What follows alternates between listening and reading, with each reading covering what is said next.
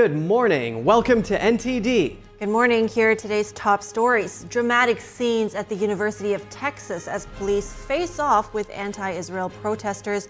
And in California, nearly 100 demonstrators were arrested. House Speaker Mike Johnson is calling for Columbia University's president to resign. This as anti-Israel protests continue to unfold on campus. NTD's Iris Tao reports.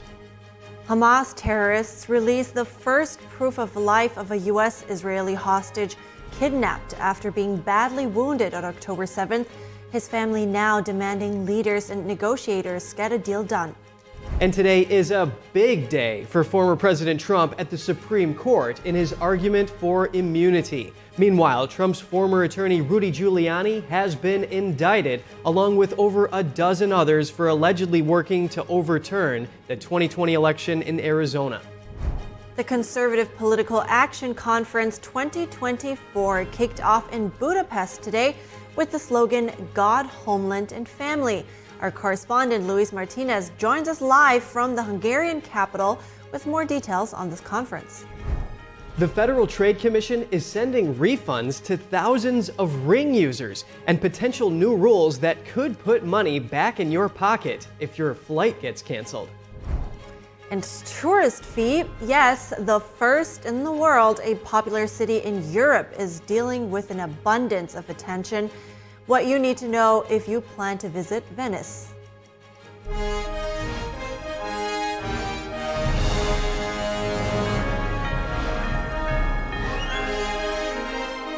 This is NTD Good Morning. Live from our global headquarters, here are Evelyn Lee and Kevin Hogan. Welcome to NTD. Good morning. Today is Thursday, April 25th. These protests are getting international attention, with Israeli Prime Minister Netanyahu calling them horrific and anti-Semitic, and he says they need to stop. Right, and also the president of USC getting attention because she was reportedly silent after the arrest on her campus. So that's our breaking news this morning, top news, I shall say. Police have carried out mass arrests of anti-Israel protesters at university campuses overnight and yesterday. This as some universities have called in law enforcement to end the demonstrations. In California, nearly 100 people were arrested at USC when police entered the campus. This after protesters refused to relocate and remove their tents and other prohibited items. One person was also arrested for assault with a deadly weapon. The campus at California State Polytechnic University will remain closed through the weekend. Protesters there, including non-students, continue to occupy two buildings.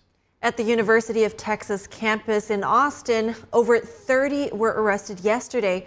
Students and police become involved in a standoff lasting several hours.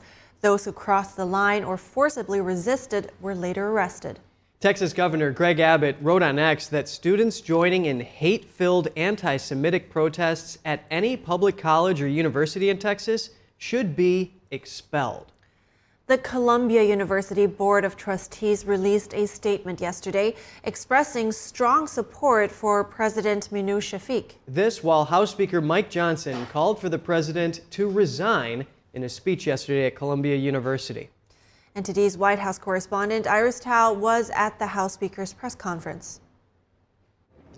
After meeting with Columbia University's President Minu Shafiq here on campus, House Speaker Mike Johnson says she needs to step down as she's too weak in protecting Jewish students. The feeling is that they have not acted to restore order on the campus. This is dangerous. This is not free expression. This is not First Amendment. They are threatening, intimidating, saying that they will take violence upon Jewish students. We met with Jewish students who are in fear. They can't come on campus. We can't hear you. Meanwhile, Johnson was repeatedly booed by pro-Palestinian protesters during his press conference, though he responded with a blunt message. It does not matter who shouts in our faces. We're going to do what is right by America. My message to the students inside the encampment is go back to class and stop the nonsense. Stop wasting your parents' money. Johnson says he also plans to call President Biden, tell him what he's seen here, and also demand him take executive action to address this.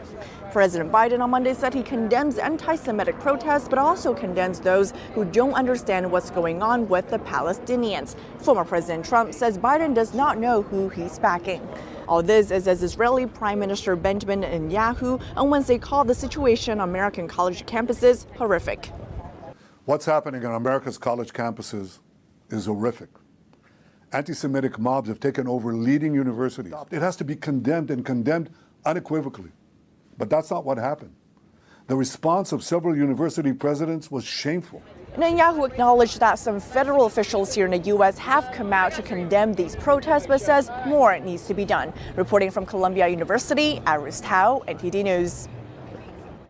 Here for a perspective on what's happening at Columbia University is Cameron Hamilton, a former Navy SEAL and Republican congressional candidate. Thanks for being here for an important update this morning, Cameron. Speaker Johnson, as we mentioned, is calling on Columbia's President Shafiq to resign if she can't bring these protests under control, and he's threatening to cut funding to schools that can't create safe environments for Jewish students. Should Congress cut Columbia's funding if Shafiq doesn't increase campus safety and put these protests to an end?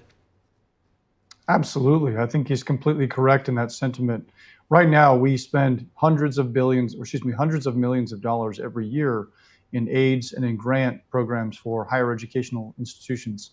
And this is what we're seeing with it. We're seeing U.S. taxpayer dollars embolden and embed itself to perpetuate activities like this. So I completely agree. I think the speaker was correct. It was brave of him to go out there and to ensure that he put his position very clearly on the line and make it abundantly clear that anti-Semitism, racism, and things like this will not be tolerated here on these campuses. So I think she should resign. I think this is an absolute disgrace. I think these institutions used to be bastions of higher learning and of true philosophical arguments, and now they've become something entirely different. And keep in mind, that's a lot of money on the line. 247wallstreet.com says that around 2015, that's about $600 million in federal funds that Columbia received. As we've covered, the school's Board of Trustees is supporting Shafiq. What does leadership at Columbia need to be doing right now? I think they need to understand that go woke and go broke. It's not a terribly complicated term, but I think what we're seeing right now is many companies and corporations, when they placate to the far left, it only gets worse. You only embolden this behavior. So I would hope that the Board of Trustees and that those that are managing the actual school academic hierarchy and within the actual institution itself would come to their senses and realize this is not sustainable. They have to categorically engage in a different kind of method. And they need new leadership there very bad. So I hope they reconsider very strongly. Cameron, some Jewish students at Columbia have fled campus. One of them spoke to the Times of Israel from his family home in Houston. He said the campus is Judenrein. The term is linked to Nazi Germany. It's used to describe something that Jewish people are excluded from. How do we prevent that from happening in America? Yeah, this is an absolute disgrace that activities like this continue. I think we need to condemn violent, racist, sentiments and antics anywhere they exist, regardless of what side of the aisle they fall on. This is an unfortunate reality that much of the political left has placated to this extremist base. It's one thing to have a substantive disagreement with Israel. It's another entirely to threaten Jewish students and to actually wage war on their way of life.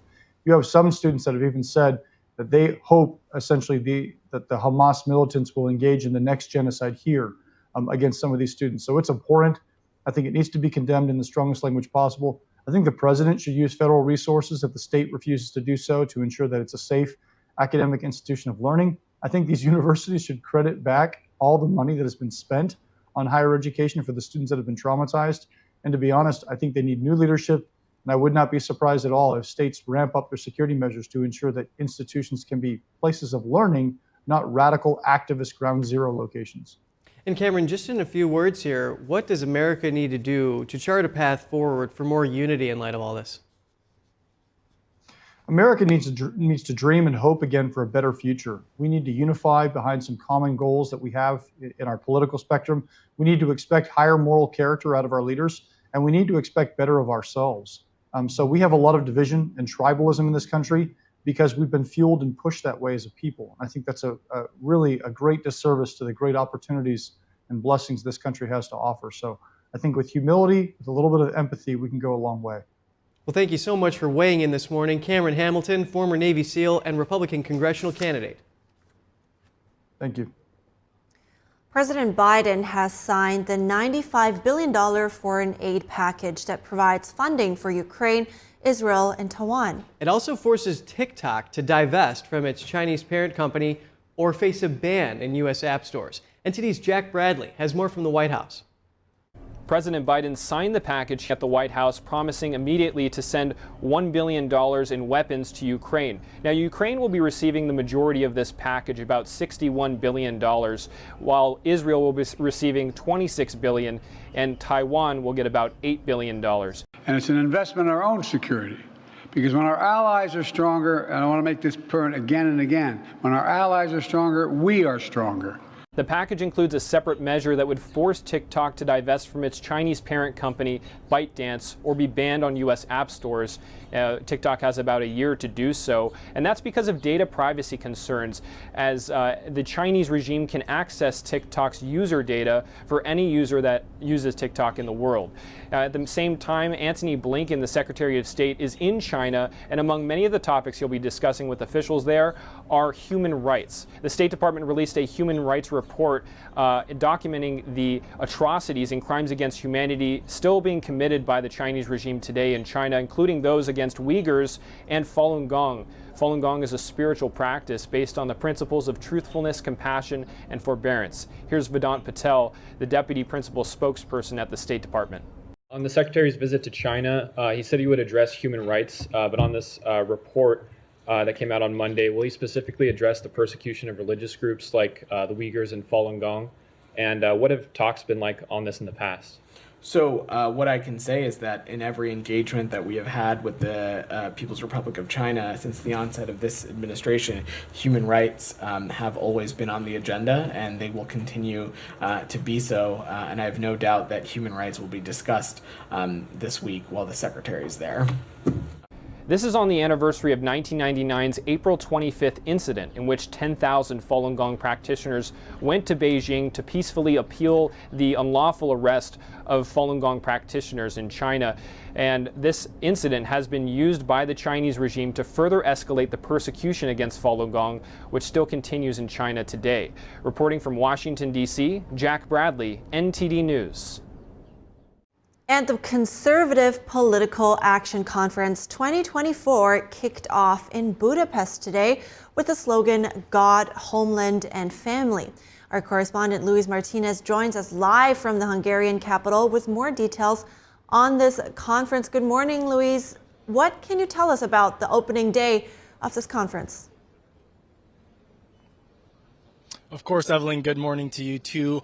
Well, I can tell you that over 3,000 people, and among them 500 foreign attendees, and over a dozen heads of political parties from around the world will be attending CPAC Hungary 2024. One of the main topics of conversation among attendees is elections, and that's because more than 4 billion people will head to election booths on 2024 in more than 60 countries. Among them, of course, the United States in November, but also very importantly, the European Union will have parliamentary elections in June. Let's listen to what Viktor Orban, the Prime Minister of Hungary, had to say during his opening remarks regarding elections this year.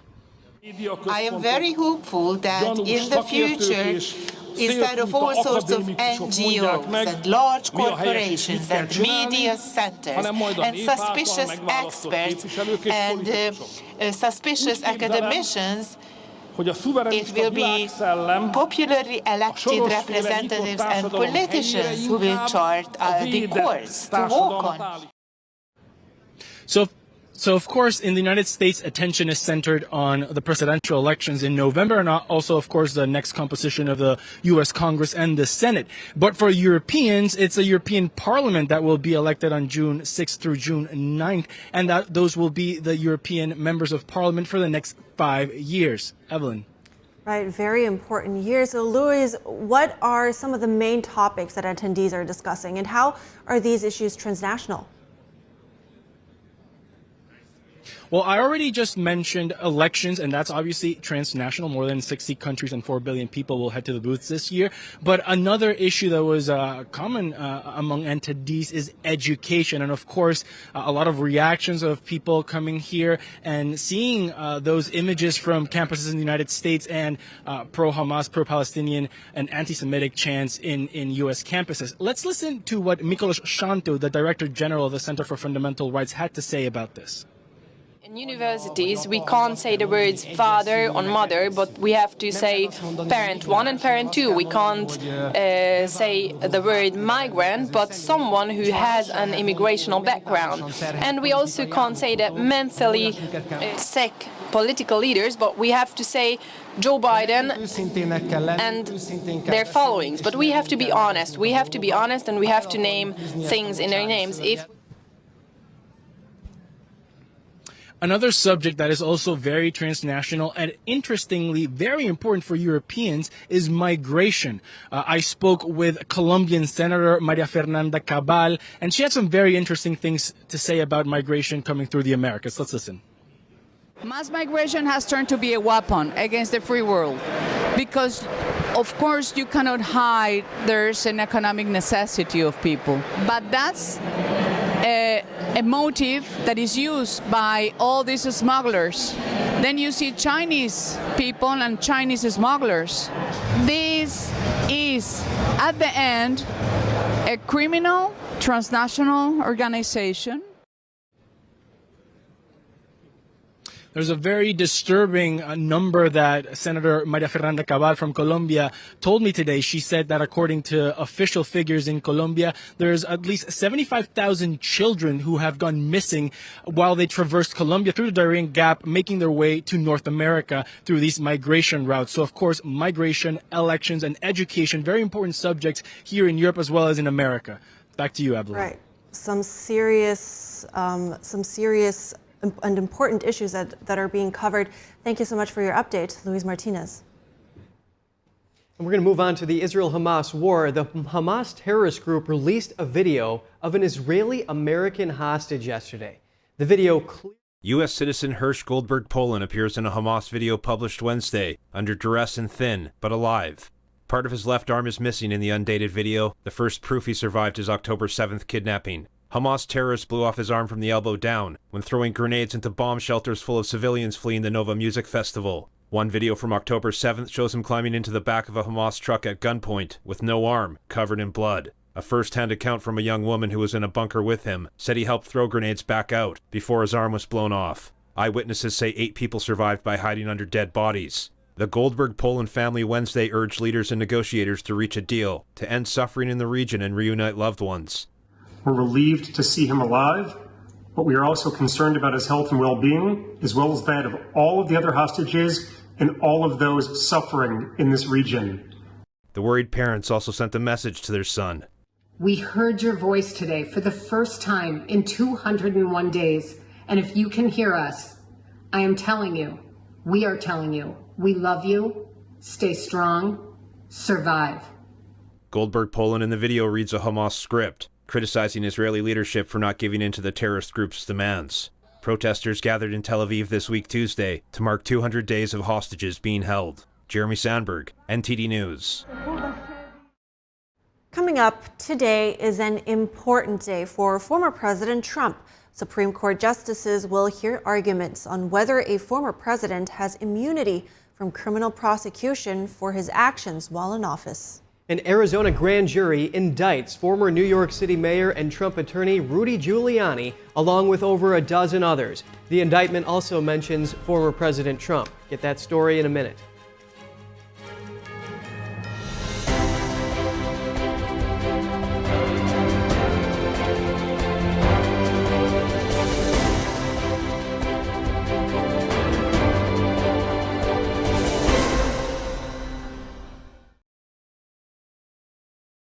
I'm Richard Karn, and I love my hose. It ain't those old hoses. This is my hose. The new Pocket Hose Copper Bullet, now infused with real copper, so your water is always clean and lead-free. Just turn on the water and watch your hose grow and grow. And when you turn off the water, away it goes. Our new inner tube uses 3 layers of high-strength latex on the inside. Then it's wrapped in a new polymer filament jacket, 3 times stronger than the other hoses. But my favorite part of our new hose build, the oversized, easy-to-grip fittings. Get the super light 25-foot Pocket Hose Copper Bullet today for only $29.99. But wait, call now and get our copper spray nozzle with our exclusive thumb drive free. This is an exclusive release of our newest Pocket Hose. Order now. Call 1-800-960-8919. That's 1-800-960-8919 or visit copperbullethose.com. Order now. My name is Peter Lone, and I will be executed in 2 hours. Why am I being executed, you ask? Well, would you like the long story or the short one?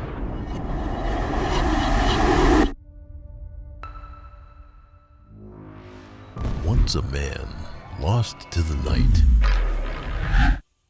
Are you a good person? No. If you guys died today, where would you guys go then? I don't know. How about none of your business? Get lost. A drug runner walking on the path to destruction. Forced to pay the price for his sins. I sentenced all of you to death by firing squad. You're in this rotting jail for one reason and one reason alone. You're discarded pieces of trash. Shut up! Get in there. This isn't America. We don't wait 30 years for you to die. Here, we get the job done. Confronted by anger, surrounded by despair, he stood facing the abyss. I'll kill you! Do it! But in the darkest hour, a light shone through. Redemption called his name. Who among us in this room would like to be saved by Jesus Christ? Please come forward. Accept his blessing.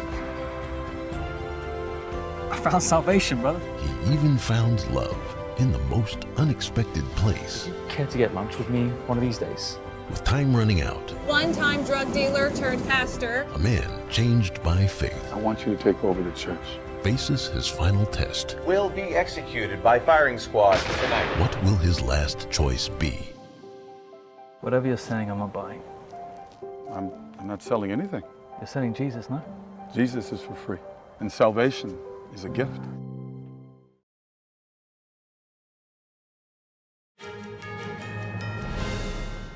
Good to have you back. It's an important day for the Supreme Court today, where the justices will hear arguments on a claim by former President Trump that he has legal immunity for his actions while in office. The court's decision could affect both the D.C. and Georgia election cases. Joining us now to discuss Trump's legal battles is John Malcolm, the Vice President of the Heritage Foundation's Institute for Constitutional Government and the Director of the Meese Center for Legal and Judicial Studies. Good morning to you, John. Thanks for being with us. What will the Supreme Court's decision on whether Trump gets immunity come down to? Whether or not any actions that he took while he was president could subject him to criminal liability. In this case will not only, of course, affect former President Trump, it will also affect future presidents, which is why the Supreme Court is going to take its time and weigh this very, very carefully, because any standard that they set will apply to future presidents. So Donald Trump's argument is presidents do things all the time that are controversial within the realm of their official acts. Somebody is always going to be upset by this, and you can't have presidents hesitating or second guessing themselves during life and death crucial situations for fear of being prosecuted when they leave office. Jack Smith's team is sitting there and saying, well, this former President Trump's actions were so extraordinary. Just look at the fact that no other president in the past has ever been prosecuted for acts that he took while in office, although Richard Nixon certainly came close. Donald Trump is arguing that the only way that he can be prosecuted is if the House of Representatives had impeached him and the Senate had convicted him, and that other than that, he is entitled to absolute immunity. And Jack Smith's team says that goes too far. Nobody is above the law, and that includes presidents. And John, do you foresee the High Court taking a middle approach here, ruling that some actions qualify for immunity and some do not? Yeah, I think that's probably where they're going to end up. So there's a 1982 case, Nixon versus Fitzgerald, that involved civil lawsuits against a former president. And the Supreme Court said, look, every action that a president takes is going to anger somebody. And if we're going to subject them to civil lawsuits when they leave office, it could be opening a floodgate. Therefore, what we are going to do is say that former presidents are immune for any action they took while in office, so long as that action fit within the quote unquote outer perimeter of that president's official duties. And I suspect that the Supreme Court will more or less adopt that Nixon versus Fitzgerald standard and apply it to this criminal case, but we'll see. So, John, some onlookers are saying that if Trump gets immunity, then what's to stop President Biden from jailing his opponent, let's just say. So what do you make of this argument? Well, I mean, if Trump doesn't get immunity, and that is certainly what President Biden is trying to do. 2 of the 4 pending indictments against him are by a special counsel who is appointed by his Department of Justice. And that is exactly what former President Trump is saying. He's saying, you know, this sets a precedent. Once this Rubicon has been crossed, former presidents are going to be indicted for all sorts of reasons. And he says, for instance, a future president might decide to indict Joe Biden for failing to enforce our nation's immigration laws along the southern border, or for making deals relieving Iran of sanctions, that this will, you know, open the veritable floodgates. John, let's talk about the New York criminal trial that Trump is in right now. What impact does the former National Enquirer publisher David Pecker saying that he was Trump's eyes and ears have on whether these documents were falsified or not? Well, I don't think it has anything to do with whether or not the documents were falsified, except for, so the allegation of Alvin Bragg is that Donald Trump made entries on his company's business records claiming that certain payments to Michael Cohen were for legal services rendered, when in fact those payments were to reimburse him for payoffs that he had made personally to Stormy Daniels and that David Pecker had made to Karen McDougal, 2 women who claimed that they had an affair with Donald Trump in 2006 and that they were going to spill their stories in the midst of the campaign in 2016. So Pecker is acknowledging that, yes, I was the eyes and ears for Donald Trump. I wanted to promote his candidacy. And he's going to testify today that he made this payment to Karen McDougal. And that is what led to this alleged false statement, according to Alvin Bragg. Well, it's great having you on the show this morning. John Malcolm at the Heritage Foundation. Thank you. Great to be with you. Former Trump attorney Rudy Giuliani was indicted in Arizona yesterday for allegedly seeking to overturn the 2020 presidential election in the state. He is among 18 individuals charged with illegally claiming electoral votes for former President Trump. NTD's Jeremy Sandberg has the story. An indictment unsealed Wednesday accuses Giuliani and other Trump allies of attempting to pressure election officials in several states to overturn the election won by President Biden. The papers also list, quote, a former U.S. president, a likely reference to Trump, although he was not indicted. The indictment names 11 defendants and redacts the names of 7 others. The Attorney General stated the names would be made public once all the defendants had been served. The indictment says the named defendants acted as pro-Trump fake electors from Arizona. In 2020, the 11 Republican electors said they were duly elected in a fair process. They said the votes they cast were procedural votes, meant to preserve Trump's claim to the presidency in case he won legal challenges to Biden's election, and not an attempt to illegally overturn the election. Giuliani's spokesperson confirmed that Giuliani's name was one of those redacted, but he is easily identifiable from his description as the mayor, who presided over a hearing in Phoenix in 2020 where he alleged negligence from election officials. Giuliani's spokesperson called the indictment an example of weaponization of the justice system that does irrevocable harm to the country. Another defendant whose name was redacted is described as chief of staff in 2020, the position Mark Meadows held at the time. Trump, Giuliani, and Meadows are co-defendants in Georgia, where they're charged with conspiring to overturn Biden's election victory in the state. They have pleaded not guilty there. Speaking after the indictment was unsealed, Arizona Attorney General Chris Mays alleged the defendants schemed to overturn a free and fair election. Whatever their reasoning was, the plot to violate the law must be answered for, and I was elected to uphold the law of this state. Governor Katie Hobbs weighed in, calling the alleged actions shameful. As Secretary of State, I oversaw free, fair, secure elections in Arizona and defended the votes of millions of Arizonans.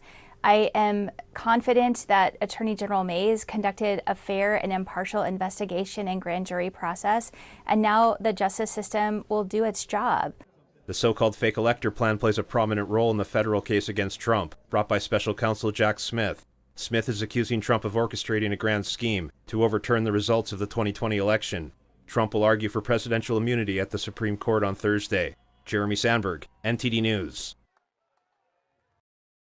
Coming up, is it a ploy by the Biden administration to create a federal right to abortion or a reasonable approach to make sure women's health is protected? Sparks fly as the High Court tackles an abortion ban case. The heat is on President Biden's former chief medical advisor, Anthony Fauci, once again. He will testify before a congressional committee later this year for the first time since retiring from public service. That's coming up.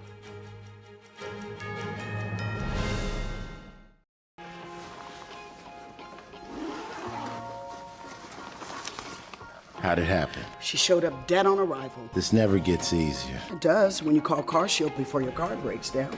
Look at these prices. The camshaft, transmission, engine. Don't people know? A plan through CarShield could protect up to 5,000 parts and systems. You hate to see it. An out-of-warranty car is gonna break down eventually. Right, which is why they need a plan through CarShield. Those expensive repair bills get paid and at the mechanic of their choice.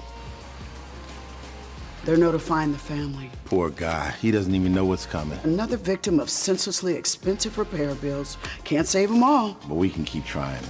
Didn't have to end this way. If he'd have just called CarShield before his car broke down. Exactly. Protect yourself from the unprecedented rise in cost for parts and repairs. Call now to save money with your Price Lock guarantee. Call 800-429-5128. The biggest investigation in FBI history. There are more than 1,100 arrests. I sacrificed my dream job to share this information with the American people. Those involved must be held accountable. He's an innocent man. It's going to change narratives no matter what your political perspective is.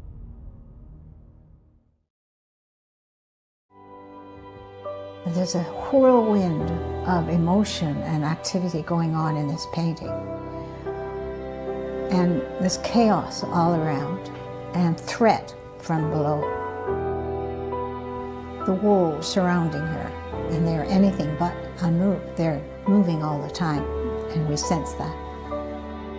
But this little girl remains unmoved. She's in quite a perilous situation. But she's completely strong and serene, and she's actually meditating. It was very, very well liked because no matter what culture or what sort of walk of life you're from, I think people, they see it and they immediately understand what that energy, what that message is, and they're drawn to it because everybody kind of needs a little bit of that in their own life, of, you know, the steadfast calmness and something to hold on to. It's definitely an inner peace in the midst of something very chaotic, and for a lot of people right now, the whole world is very, very chaotic, so I guess that's another reason why so many people are very drawn to this.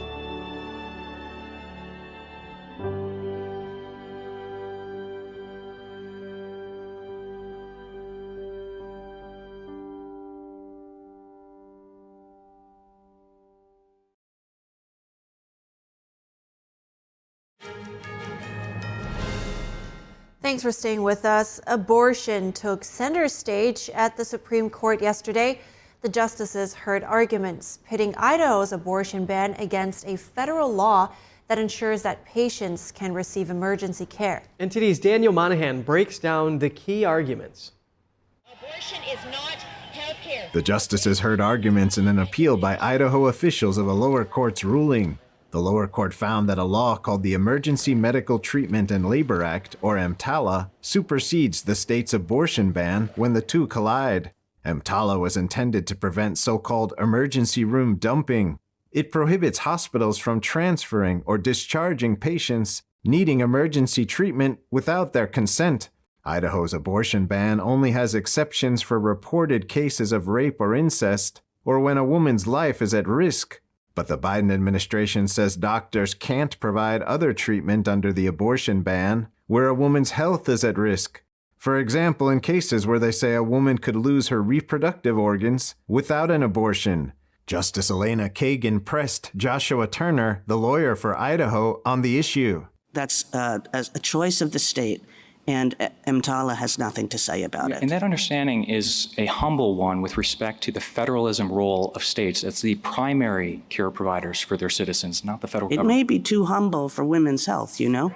We want an Some legal experts accuse the Biden administration of trying to create a federal right to abortion by misusing EMTALA. Justice Neil Gorsuch asked about the powers of EMTALA enacted under the spending clause. Gorsuch wondered whether the federal government could use it to regulate medicine in the states. The answer, I think, is yes. Congress could prohibit gender reassignment surgeries across the nation. It could ban abortion across the nation through the use of its spending clause authority, right? Congress does have broad authority under the spending clause. And yes, if it satisfies the conditions that the spending clause itself requires. Idaho House Minority Leader Ilana Rubel says the state is in a 5-alarm crisis and accused the majority party leadership of making it worse. The status quo in which pregnant women are denied the emergency stabilizing care that is guaranteed to every other American is not acceptable, and we do not believe it's constitutional. Idaho Attorney General Raul Labrador says they hope the court allows Idaho to continue to protect women and their unborn children. The Biden administration sued Idaho in an attempt to undermine our rights and our state's choice to preserve life. It's unclear exactly where the Supreme Court will land, but the court had earlier allowed Idaho's abortion ban to be fully enforced while litigation continues. Daniel Monahan, NTD News. Lawmakers in the Arizona House yesterday voted to repeal an 1864 ban on abortion. The law could still go into effect within weeks, if not also knocked down by the Senate. House lawmakers voted 32 to 28 to repeal the law, which provides no exceptions for abortions in cases of rape or incest. 3 Republicans crossed party lines to join all 29 Democrats in voting for the repeal. The Arizona Senate could vote on the measure as early as May 1st. Some restrictions on abortion would still be in place even if the ban is repealed.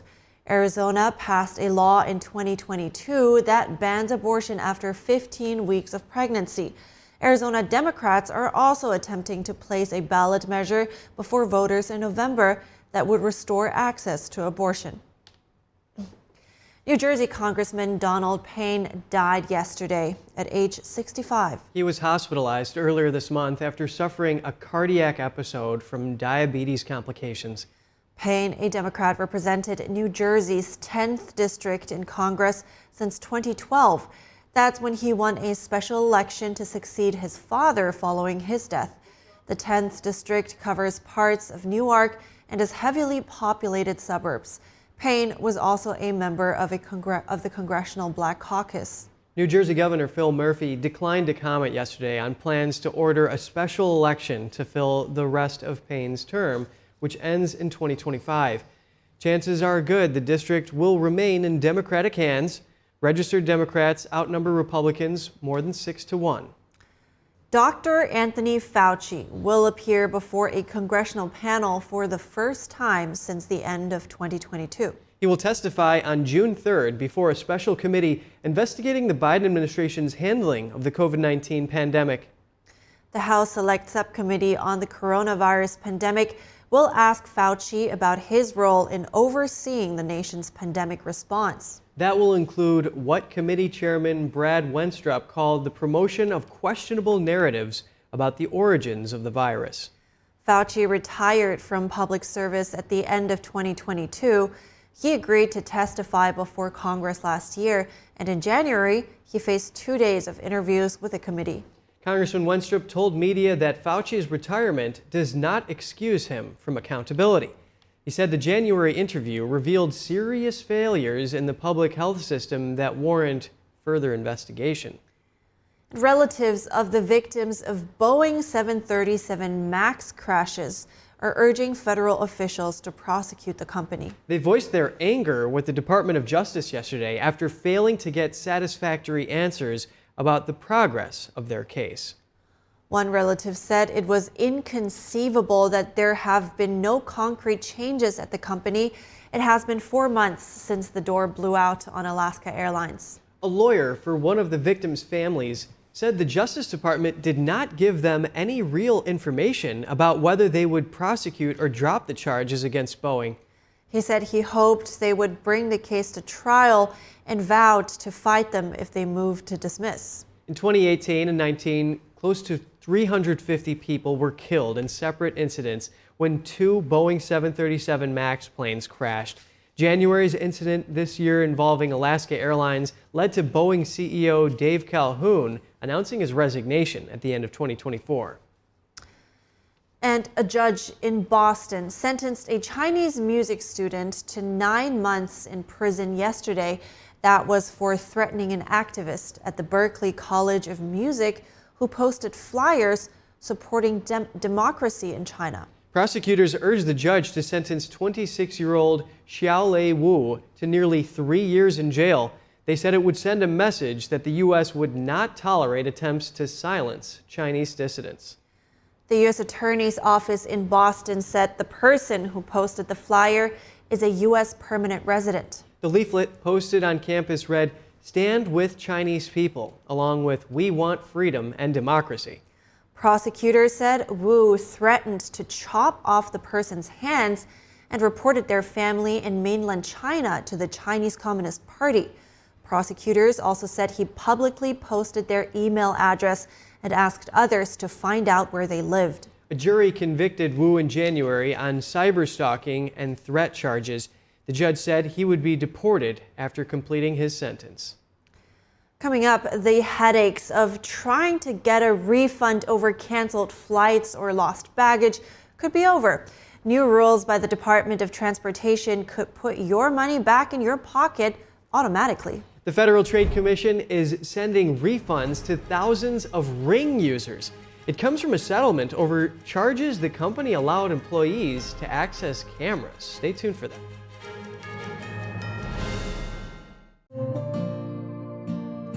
Imagine a coffee that cares for your health.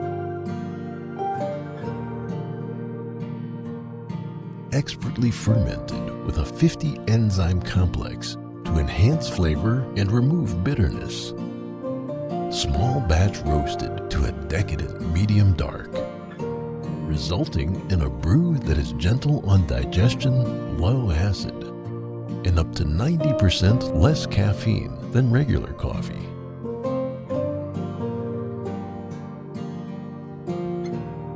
Try America's first enzyme fermented coffee today.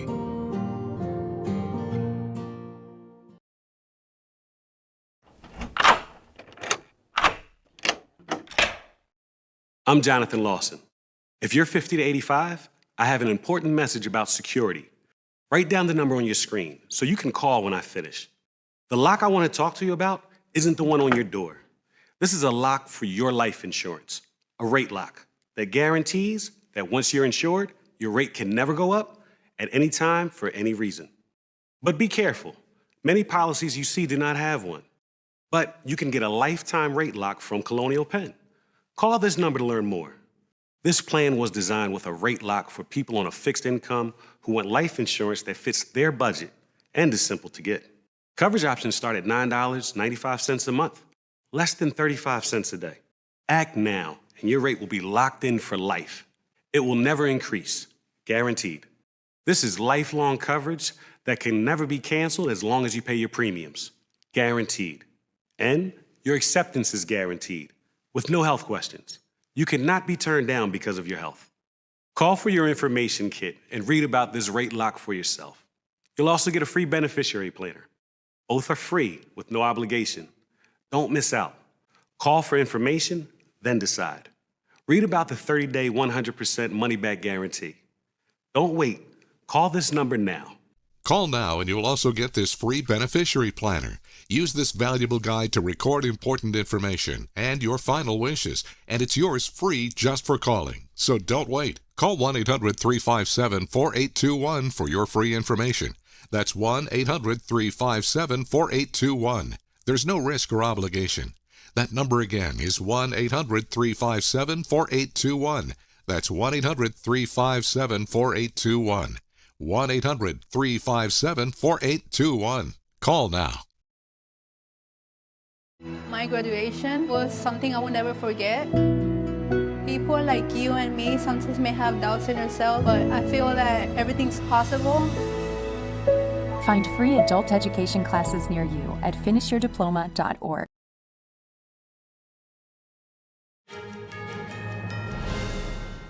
Welcome back. Joining us now is NTD's Business Matters host, Don Ma, to give us the latest updates from the financial world. Don, what news do you have for us for the Medicare recipients? Yep, let's start with that. A lot to go through today. So a new study is revealing that millions of Americans on Medicare, they could be eligible for a weight loss drug. This is according to research done by the Kaiser Family Foundation.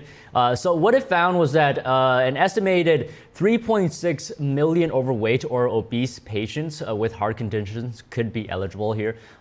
They could be covered for Novo Nordisk's weight loss drug Wegovy, very popular right now. The study reported that some Medicare Part D plans would start covering Wegovy this year. So just a quick update for you guys on that.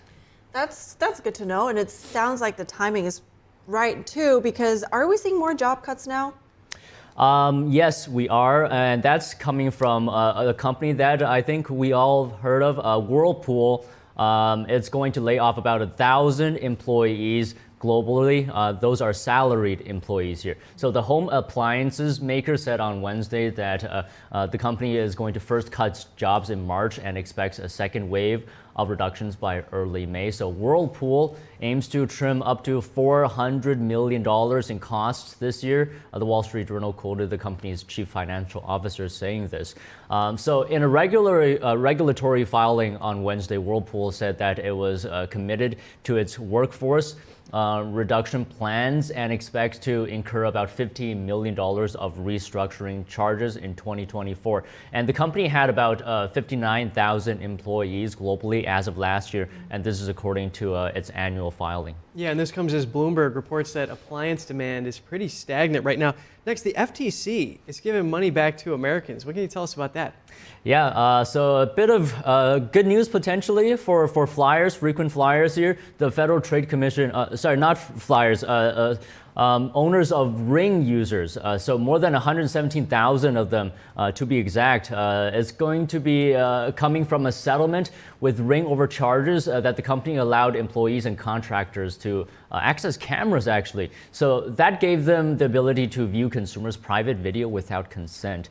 So the company has also been accused of failing to implement security protections to keep hackers out of customer accounts. So far, the FTC has identified more than $5.6 million worth of refunds here, and the agency is sending those through PayPal. Consumers who think they are entitled to a refund can request one actually on the FTC's website. You know, this is exactly the reason why I have a tough time trusting things that have a camera on it. But anyway, moving on, because I do want to ask you about flyers. We just had a new contract ratified in the airline industry. Tell me more about that. Yeah, so apparently Southwest Airlines flight attendants yesterday, they voted in favor of a new contract with an with an immediate 22% pay raise. So this is according to a settlement yesterday from the union representing the employees and the carrier. The Transport Workers Union Local Chapter 556 said nearly 20,000 flight attendants at the airline voted in favor of a new collective bargaining agreement. So of the nearly 93% of eligible voters, 81%, pretty good, voted in support of the contract, which will give them an immediate 22% pay raise this year and 3% as well per year raises till May 2028. And the new contract comes after the airline's two previous attempts to secure a deal with the union. And those maternity leave benefits are reportedly in that new contract. Don Ma, host of NTD's Business Matters, thank you. Thank you. Thanks. A few things in life are as frustrating as air travel disruptions and feeling like there are no options with lost time, luggage, or reticketing fees. The Secretary of Transportation says he's been listening to nightmare scenarios from U.S. air travelers. As of yesterday, his department is, quote, putting a stop to it now. Here's more on new mandates designed to speed up your travel and get any lost cash back in your pocket automatically. Just ahead of the busy summer travel season, airlines are on notice. If an airline cancels or significantly delays your flight, Within 7 days, they will be required to provide an automatic refund to the credit card that you use to book it without you having to call or wait on hold or sort through digital paperwork or haggle with that airline. Importantly, we are also changing the refund to clarify that it must be by cash. Automatic cash refunds for most flight disruptions, just one of several new mandates for U.S. air carriers unveiled by the Transportation Department Wednesday. And not just cancellations, but refunds for significant delays, too. 3 or more hours for domestic flights, 6 or more for international. We're also putting another rule on the books, protecting airline passengers from being surprised by fees. And what about those hidden or junk fees on ticket prices? So airlines will now be required to show you these costs up front so you have all the information you need to decide what travel option is best for you. We estimate this will save Americans over $500 million every year. Refunds also apply to other services, like if a paid Wi-Fi service doesn't work. Wi-Fi is a good example. Same thing with baggage. You pay extra to check a bag doesn't get there, then you ought to get your money back for that. The new airline mandates are designed with a broader goal in mind. It gives them more of a reason to make the investments and the realistic schedules that prevent that from happening to you in the first place. To get the full details on your passenger rights, visit flightrights.gov. Flightrights.gov automatically. What kind of luxury is that? Wow. Yeah, and it's really good for the airlines too, according to Buttigieg. You know, if they have passenger protection, they keep coming back. And Buttigieg mentioned that they want these airlines to thrive, and they've helped them so much get through that pandemic. Okay. I just know that it's a huge upgrade. And you know, with all the debundling and then the rise of low-cost carriers, it got even more confusing in terms of pricing. So I definitely welcome that change. Hey, cash in your pocket. Yeah.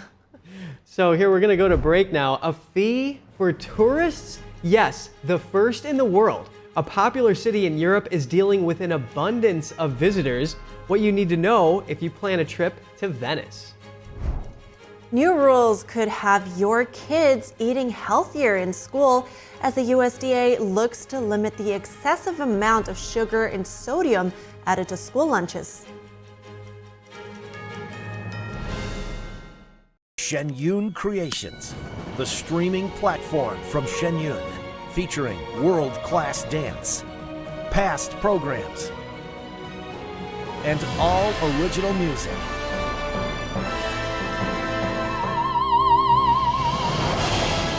Masterclasses, behind the scenes, comedy, and more.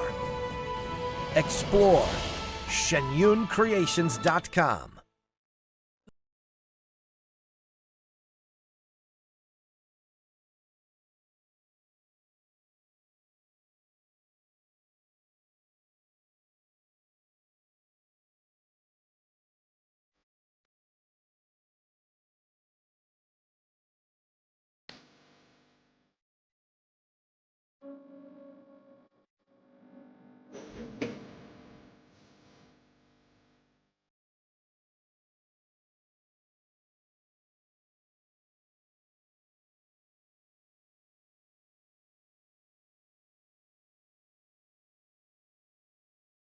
Lord and Heavenly Father, I pray to you today to guide us tomorrow.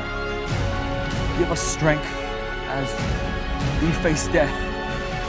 Help us not to be afraid, as we know that we are going to be coming to your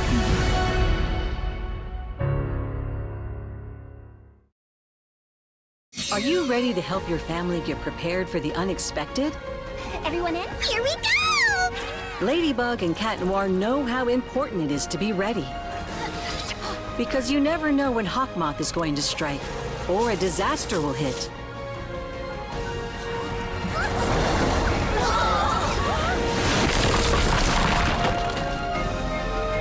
Go, Rose! And you don't need miraculous powers. Just put those planning skills you already have to good use. Know who to call, decide on a safe meeting location, and create an emergency preparedness kit. Make a plan that will help you and your family be ready when emergencies happen. Ready Kids can help. I'm coming to save you! Get started at ready.gov/kids. Being a cowboy, I don't know anything different. I had a very successful career. Life was fast. I was preparing physically. I wasn't doing anything mentally. And then I got hurt. I dug into mental health. I wanted to be better as a person. I start my day with a workout. I live life 8 seconds at a time. Find a place to stop and just breathe. Love your mind.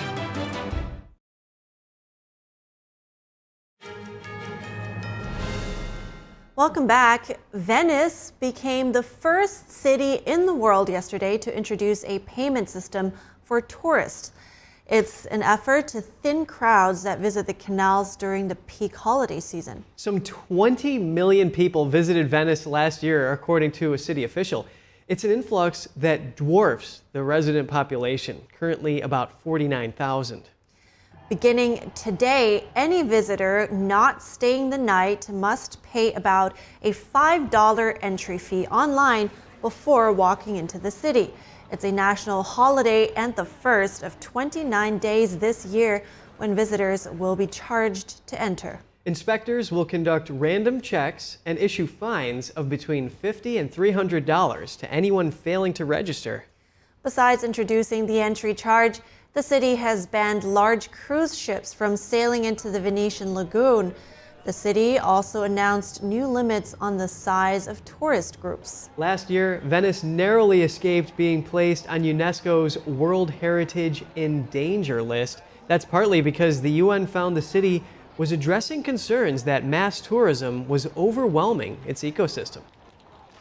I mean, Venice does have lots of crowds, but I think I've paid a lot of tourist tax here and there. I think this is just another way to get more creative, especially if they don't stay the night in the hotel. Yeah, well, they're just capitalizing. I mean, there's just such a nice scenery there, and just going down those canals, it's awesome. Yeah, and dare I say it will be probably nicer if there's less people.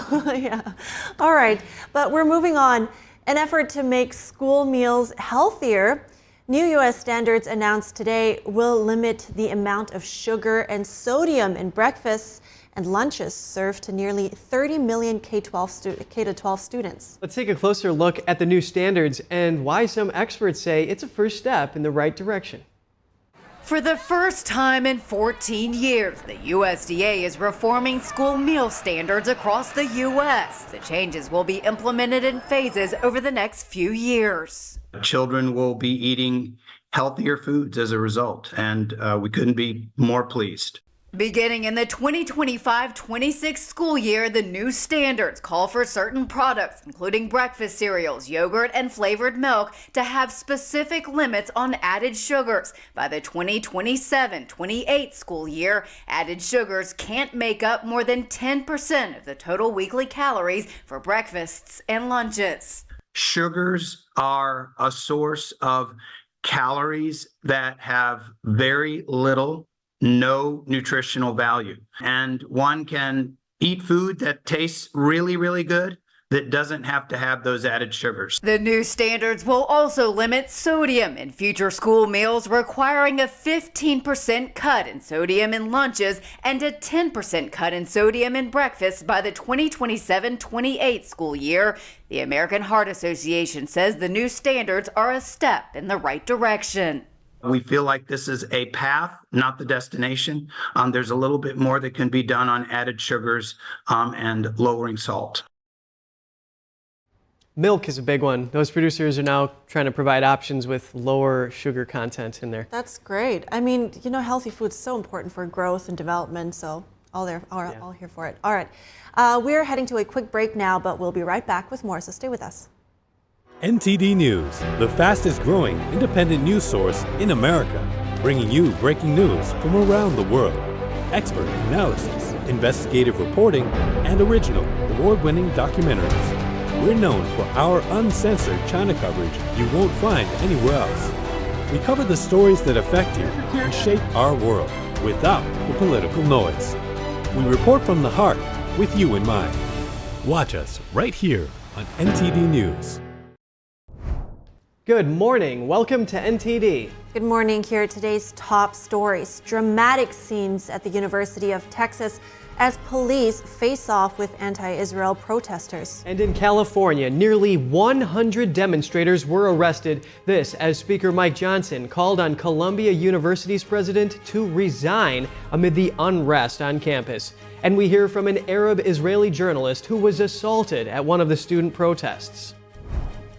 Hamas terrorists released the first proof of life of a U.S. Israeli hostage kidnapped after being badly wounded on October 7th. His family now demanding leaders and negotiators get a deal done. And today is a big day for former President Trump at the Supreme Court in his argument for immunity. Meanwhile, Trump's former attorney, Rudy Giuliani, has been indicted, along with over a dozen others, for allegedly working to overturn the 2020 election in Arizona. The Supreme Court heard arguments in a key case regarding abortion in Idaho. We look at what the case means for both sides. Find out why NASA and Nokia are teaming up to install a 4G phone system on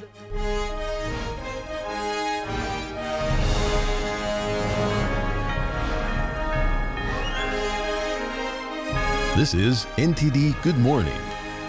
Live from our global headquarters, here are Evelyn Lee and Kevin Hogan. Welcome to NTD. Good morning. Today is Thursday, April 25th. Yeah, and these protests are getting international attention, with Prime Minister Netanyahu calling them horrific and anti-Semitic and saying that they need to end. Right, a lot of attention there. Also for the president of the USC, because she was apparently silent after the arrests on the campus. And this is topping the news this morning. Police have carried out mass arrests of anti-Israel protesters at university campuses overnight and yesterday. This as some universities have called in law enforcement to end the demonstrations. In California, nearly 100 people were arrested at USC when police entered the campus. This after protesters refused to relocate and remove their tents and other prohibited items. One person was also arrested for assault with a deadly weapon. The campus at California State Polytechnic University will remain closed through the weekend. Protesters there, including non-students, continue to occupy two buildings. At the University of Texas campus in Austin, over 30 were arrested yesterday. Students and police become involved in a standoff lasting several hours. Those who crossed the line or forcibly resisted were later arrested. Texas Governor Greg Abbott wrote on X that students joining in hate-filled anti-Semitic protests at any public college or university in Texas should be expelled. The Columbia University Board of Trustees released a statement yesterday expressing strong support for President Minu Shafiq. This while House Speaker Mike Johnson called for the president to resign in a speech yesterday at Columbia University. NTD's White House correspondent Iris Tao was at the House Speaker's press conference. After meeting with Columbia University's President Minu Shafiq here on campus, House Speaker Mike Johnson says she needs to step down as she's too weak in protecting Jewish students. The feeling is that they have not acted to restore order on the campus. This is dangerous. This is not free expression. This is not First Amendment. They are threatening, intimidating, saying that they will take violence upon Jewish students. We met with Jewish students who are in fear. They can't come on campus. We can't hear you. Meanwhile, Johnson was repeatedly booed by pro-Palestinian protesters during his press conference, though he responded with a blunt message. It does not matter who shouts in our faces. We're going to do what is right by America. My message to the students inside the encampment is go back to class and stop the nonsense. Stop wasting your parents' money. Johnson says he also plans to call President Biden, tell him what he's seen here, and also demand him take executive action to address this. President Biden on Monday said he condemns anti-Semitic protests, but also condemns those who don't understand what's going on with the Palestinians. Former President Trump says Biden does not know who he's backing.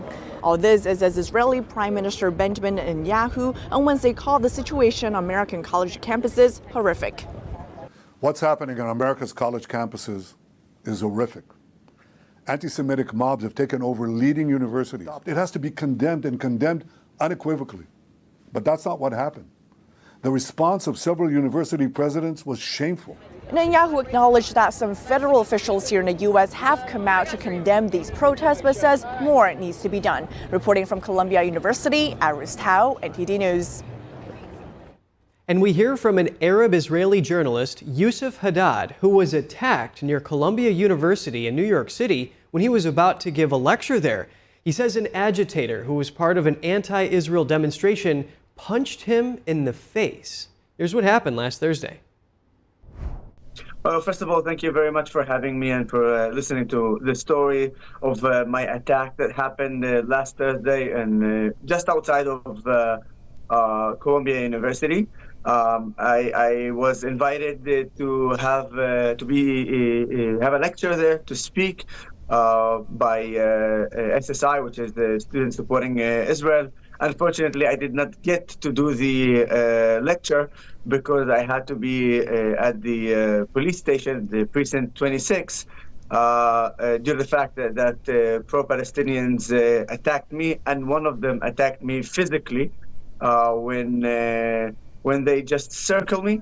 And I was in the middle of that circle, and you can see step by step they are just closing the gap on me. And the second that attacker had the opportunity, he shoved me very, very, in a violent way. And the second I turned, took one step forward, I got punched in the face. I immediately start also bleeding. Yusuf, I'm so sorry to hear that you are the victim of this violent assault here. You are a IDF veteran, and you are also the founder of an interfaith group, but you are not Jewish. Why would they hurl anti-Semitic slurs at you and attack you?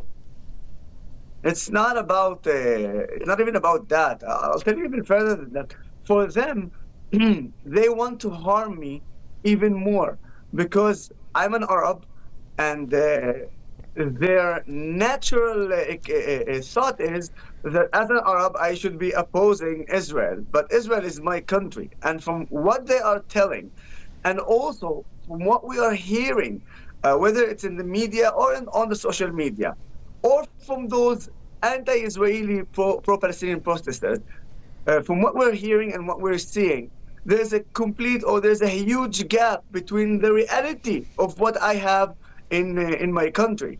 So when they see me as an Arab trying to expose all this, they even get more dangerous and they want to attack more, and they threaten me more.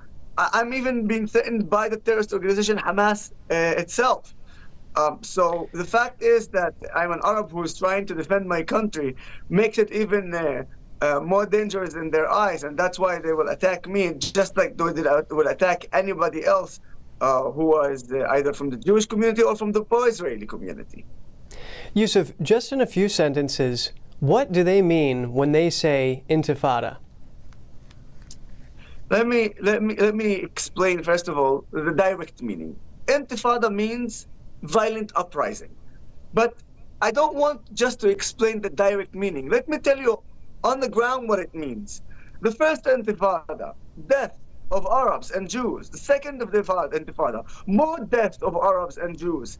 And if there is the third intifada, which that's exactly what those protesters want, you will have more and more deaths of Arabs and Jews.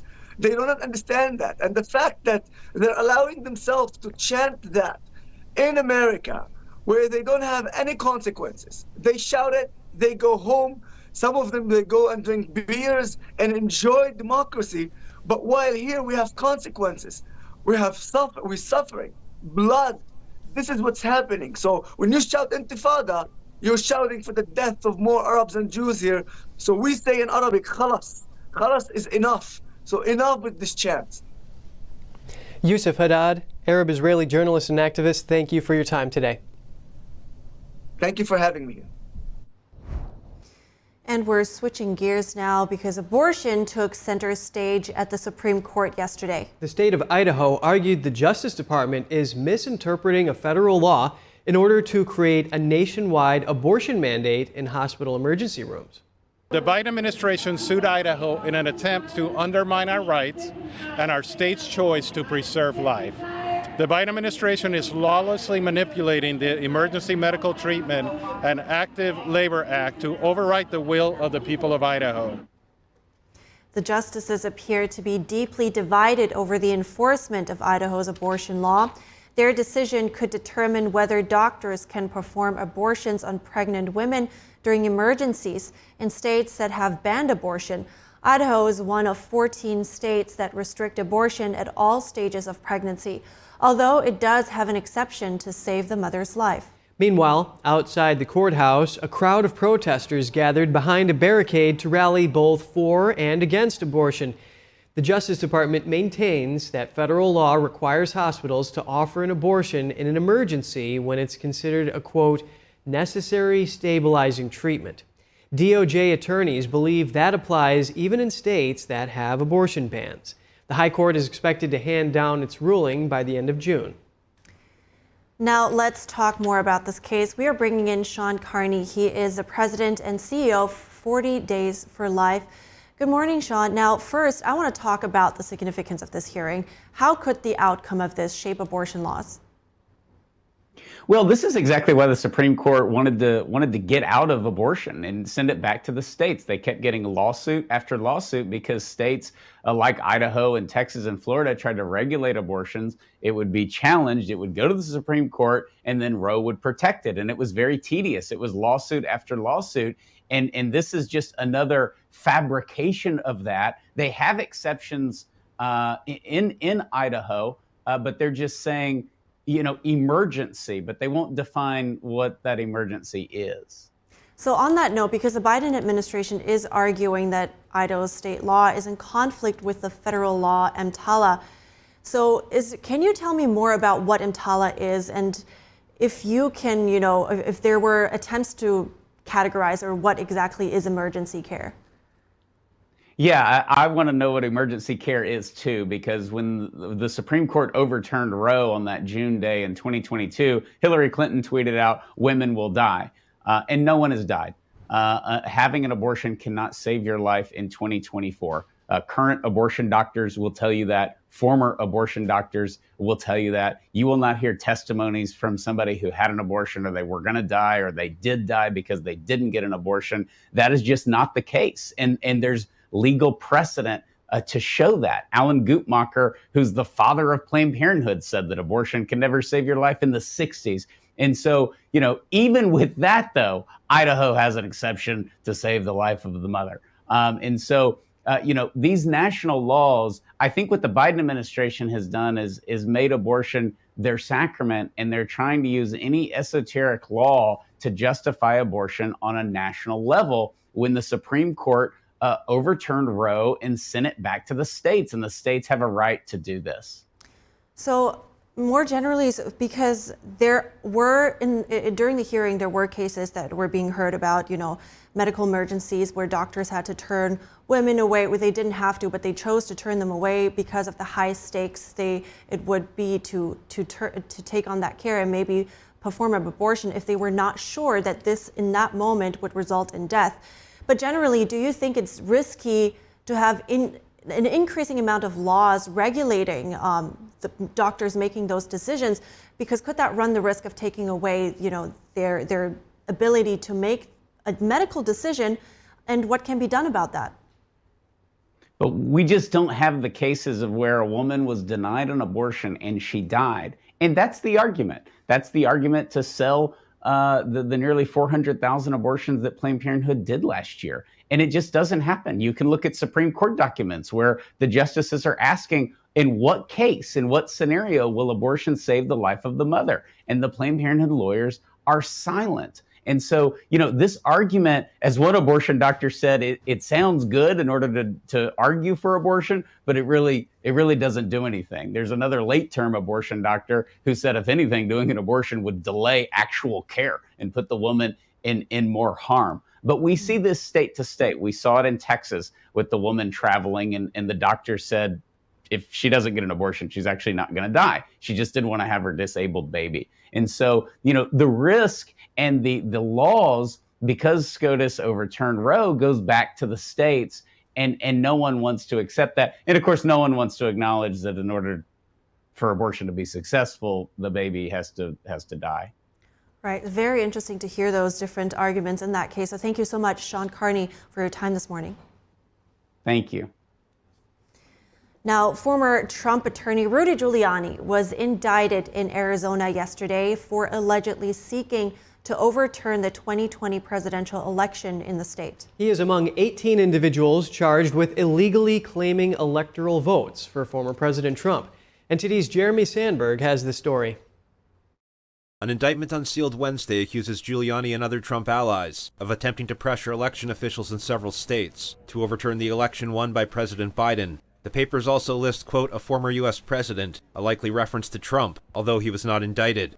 The indictment names 11 defendants and redacts the names of 7 others. The Attorney General stated the names would be made public once all the defendants had been served. The indictment says the named defendants acted as pro-Trump fake electors from Arizona. In 2020, the 11 Republican electors said they were duly elected in a fair process. They said the votes they cast were procedural votes, meant to preserve Trump's claim to the presidency in case he won legal challenges to Biden's election, and not an attempt to illegally overturn the election. Giuliani's spokesperson confirmed that Giuliani's name was one of those redacted, but he is easily identifiable from his description as the mayor, who presided over a hearing in Phoenix in 2020 where he alleged negligence from election officials. Giuliani's spokesperson called the indictment an example of weaponization of the justice system that does irrevocable harm to the country. Another defendant whose name was redacted is described as chief of staff in 2020, the position Mark Meadows held at the time. Trump, Giuliani, and Meadows are co-defendants in Georgia, where they're charged with conspiring to overturn Biden's election victory in the state. They have pleaded not guilty there. Speaking after the indictment was unsealed, Arizona Attorney General Chris Mays alleged the defendants schemed to overturn a free and fair election. Whatever their reasoning was, the plot to violate the law must be answered for, and I was elected to uphold the law of this state. Governor Katie Hobbs weighed in, calling the alleged actions shameful. As Secretary of State, I oversaw free, fair, secure elections in Arizona and defended the votes of millions of Arizonans. I am confident that Attorney General Mays conducted a fair and impartial investigation and grand jury process, and now the justice system will do its job. The so-called fake elector plan plays a prominent role in the federal case against Trump, brought by special counsel Jack Smith. Smith is accusing Trump of orchestrating a grand scheme to overturn the results of the 2020 election. Trump will argue for presidential immunity at the Supreme Court on Thursday. Jeremy Sandberg, NTD News. Coming up, Hamas terrorists have released the first proof of life of an Israeli-American hostage. His family, waiting over 200 days, is now demanding leaders negotiate a deal. And find out why NASA and Nokia are teaming up to install a 4G phone system on the moon when we come back.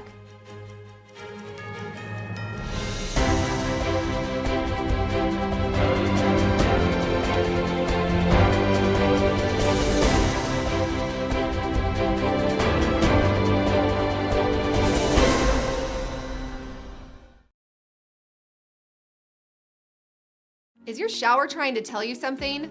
Is getting in and out of the bathtub becoming a safety concern? Are you worried about the cost of a bathroom remodel that could go on for weeks and weeks? Well, now you can have a gorgeous new bath or shower that's safer at a price you can afford with a one-day jacuzzi bath remodel. It was done the same day. We did not have to wait. It is amazing. Working with the jacuzzi design consultants, it was a seamless process, and there really is an option for everyone. I would give this whole experience an A+. I definitely wish I would have called sooner. Jacuzzi has been making water feel great for more than 65 years, so you know it's a brand you can trust, and their products come with a lifetime warranty for a style you'll love for years to come. Plus, there has never been a better time to buy. We're waiving all installation costs and postponing all payments for up to 1 year. There are so many designs to choose from, including my Christina Preferred collection. Plus, we offer free, personalized, in-home design services to build the bath you've always wanted, right in your own space. And let's talk about accessories. From soft close shower doors and adjustable shower heads to features like grab bars and custom seats that combine safety and style to keep you feeling comfortable and independent for years to come. Plus, cleanup's a breeze with no grimy grout and no scrubbing. It just rinses clean. It's never been easier. Get your free design consultation, schedule your one-day installation, and start loving your new bath or shower right away. Call or go online right now for a limited time offer. Only weeks left to get waived installation and no interest and no payments for up to 1 year. Go to jacuzzibathremodel.com or call 800-990-3537. That's 800-990-3537. Call now. Freedom is not free, and neither is the truth. In order to bring you the facts, our reporters are out there on the front lines getting the true story. Some of them served 10 years of prison in China. We've been censored on social media. Our Hong Kong printing offices were set on fire, and we've been repeatedly attacked by the Chinese Communist Party. But no matter what, we believe that you deserve the truth, and so we continue to bring the truth to life. Head on over to getepic.com and try honest journalism that is based in truth and tradition. We'd love to have you on board. Be right there. Wait. Use the shovel and bucket of water, remember? Drown, stir, drown, feel. Then make sure it's cool. Where'd you learn that? SmokeyBear.com. Brushed up on some tips before we left. Don't want to start a wildfire, right? Only you can prevent wildfires.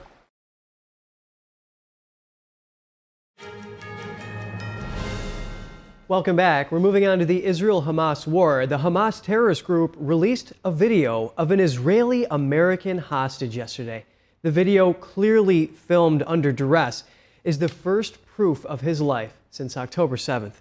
The 23-year-old U.S. citizen was at the music festival where Hamas killed over 360 civilians and injured scores of others. Israeli officials say terrorists took over 250 hostages in the attack that killed at least 1,200 people last year.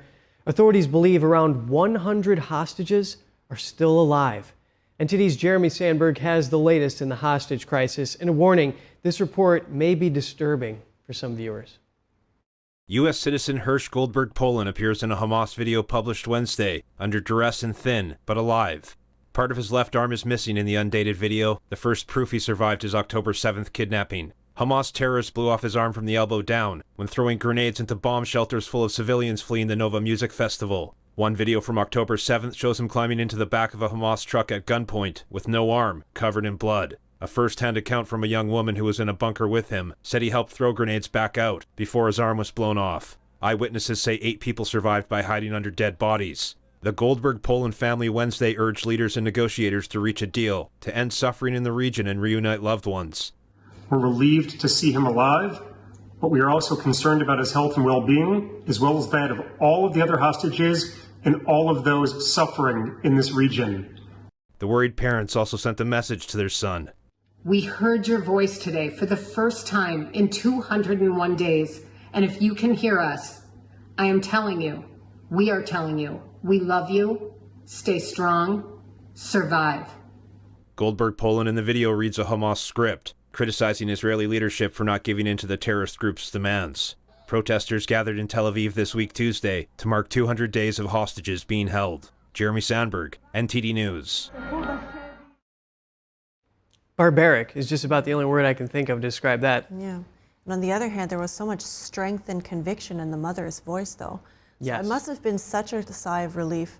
Well, at this point, I think there is, Israelis authority believe that there's 129 still in Gaza, but that 33 might not have made it. So yeah, and to your point, all are alive. His parents seem very hopeful, which is very good and necessary in this tough time for everyone involved. Yeah. And there's been weeks of failures here to reach a deal. Hamas had rejected that deal for a 6-week ceasefire in exchange for 40 hostages here. So we'll have to see what happens.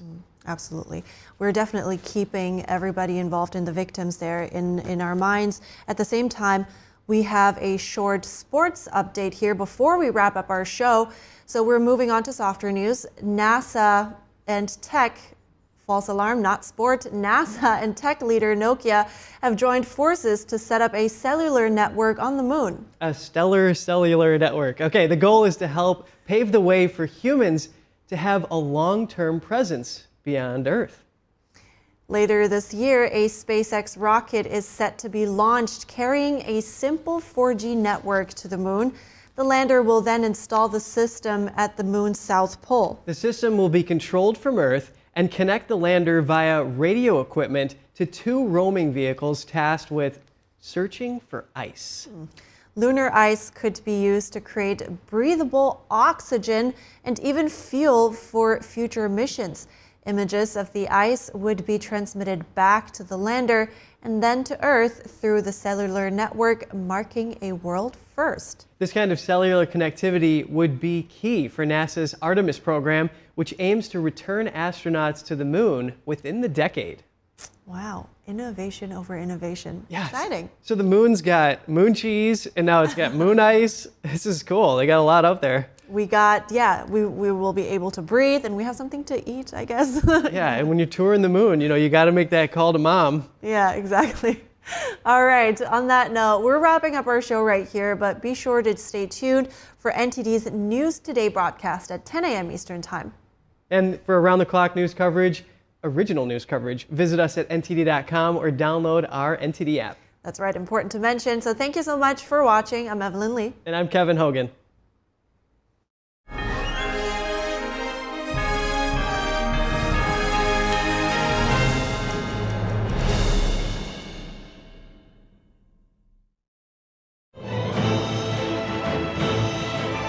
Performance that truly matters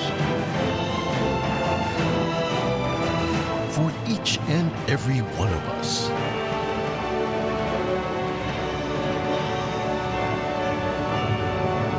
This is what you've been waiting for.